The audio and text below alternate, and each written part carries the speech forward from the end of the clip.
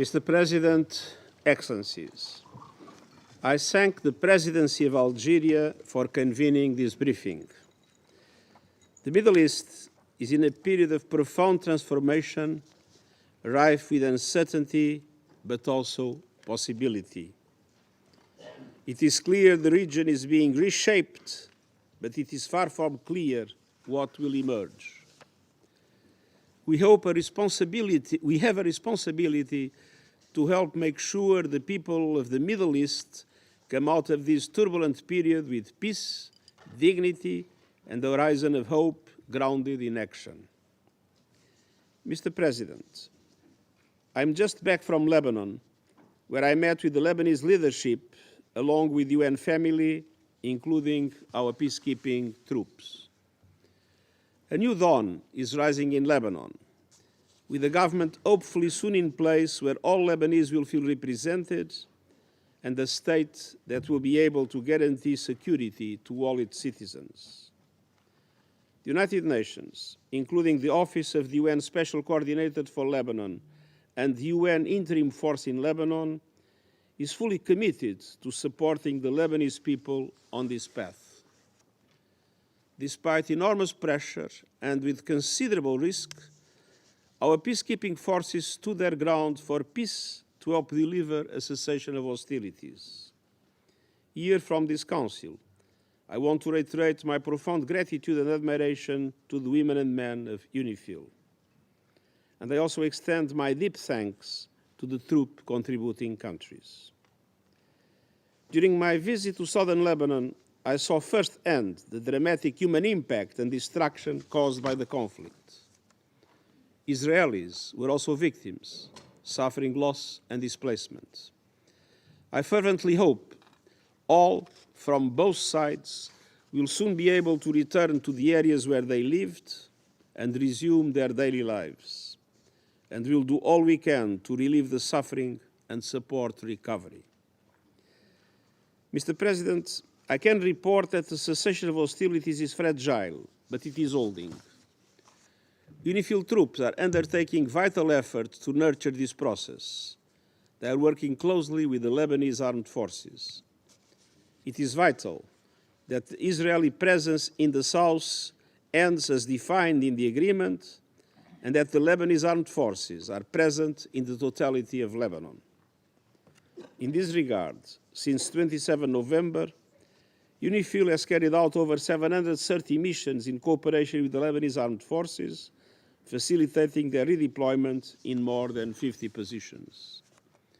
And UNIFIL has also facilitated 39 humanitarian missions in coordination with the Lebanese armed forces, the Lebanese Red Cross, various UN entities, and NGOs. Our peacekeepers need strengthened capacities, including for clearing mines and disposing of unexploded ordnance, together with adaptation of the conduct of operations within their mandate. Resolution 1701 is clear. The area between the Blue Line and the Litani River must be free of all armed personnel, assets, and weapons other than those of the Government of Lebanon and UNIFIL. The parties must fully implement Resolution 1701, respect the sovereignty and territorial integrity of Lebanon, and end the violence once and for all. The UN will continue to support all efforts to transform the cessation of hostilities into true peace. Mr. President, in Gaza, at long last, the ceasefire and hostage release deal offer a ray of hope.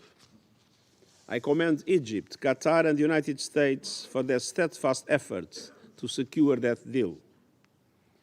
Yesterday, the first 3 female hostages were released as part of the first phase, and 90 Palestinian prisoners were also released by Israel. While many challenges lie ahead, we should appreciate the long-overdue relief this moment provides for Palestinians in Gaza and the hostages reunited with their loved ones. We are doing our part to ensure the rapid scaling up of humanitarian deliveries. More than 630 trucks with humanitarian aid entered Gaza yesterday, at least 300 of them to the north. Mr. President, I want to repeat, nothing justifies the appalling October 7 terror attacks by Hamas, and nothing justifies the dramatic levels of death and destruction inflicted on the Palestinian people in Gaza. We have been relentless in calling for an immediate ceasefire, the immediate and unconditional release of all hostages, and the immediate action to protect civilians and ensure the delivery of life-saving aid to all those in need. Now the parties must make good on their commitments and fully implement the deal. I urge the parties to ensure that this deal leads to the release of all hostages and a permanent ceasefire in Gaza. For our part, the United Nations will do all we can to advance these efforts, in particular to scale up humanitarian aid across Gaza, fully aware of the significant obstacles, challenges and constraints that we still face. Specifically, the ceasefire must translate into at least 4 simultaneous actions on the ground. First, United Nations entities, including the backbone of our humanitarian response, UNRWA, must be able to perform their functions without hindrance. The UN must have rapid, safe and unimpeded access through all available channels and crossings to deliver food, water, medicine, fuel, shelter and material to repair infrastructure across Gaza, including the north.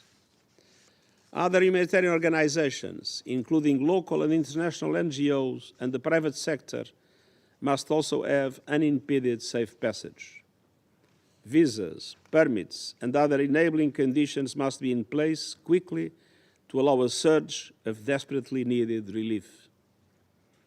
Second, scaling up the delivery of aid and essential services demands safe conditions and a conducive operating environment.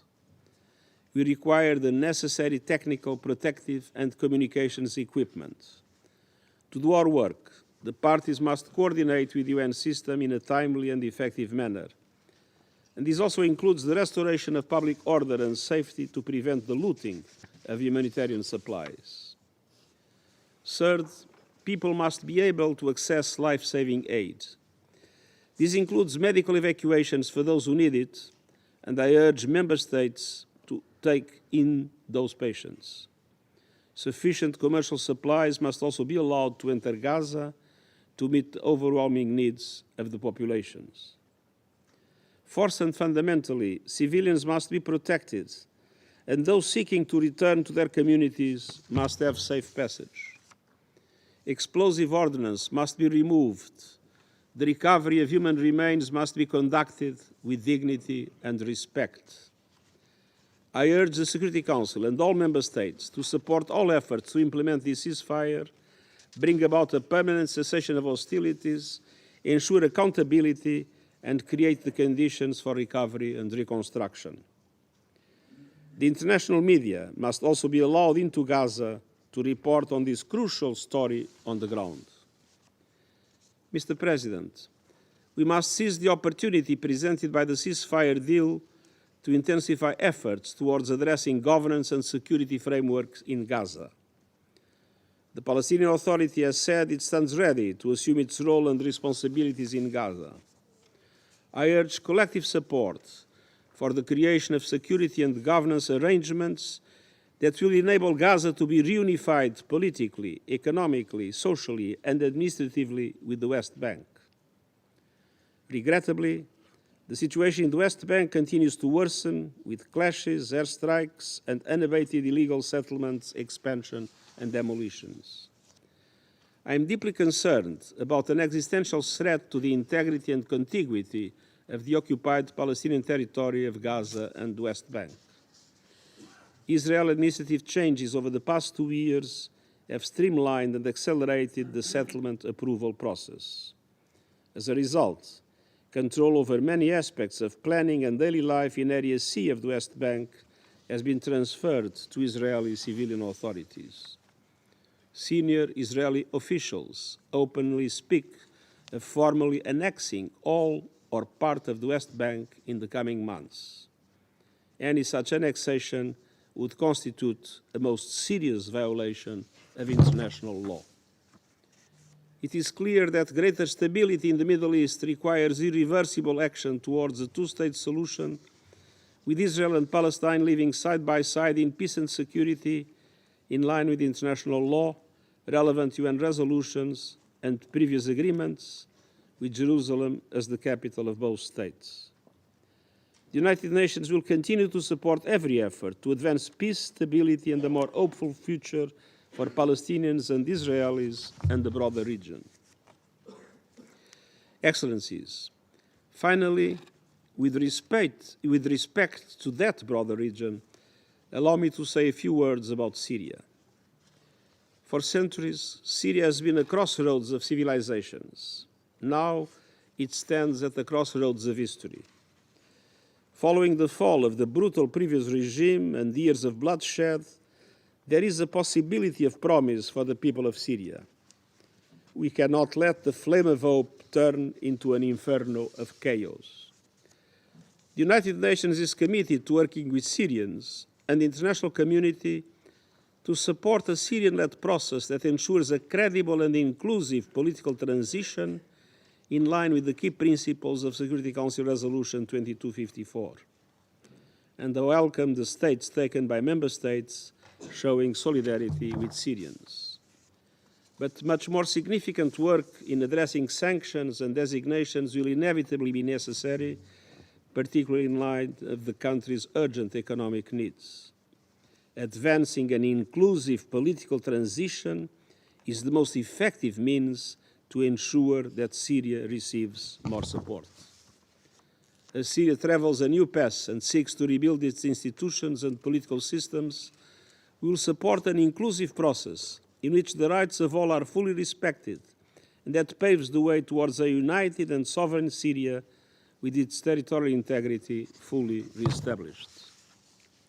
Mr. President, in Lebanon, Israel, the occupied Palestinian territory, Syria and beyond, let us keep working for peace and security. As the region is undergoing a profound transformation, we must spare no effort to help shape it in the form of more justice, dignity, human rights, and peace for all the people of the Middle East, and I thank you.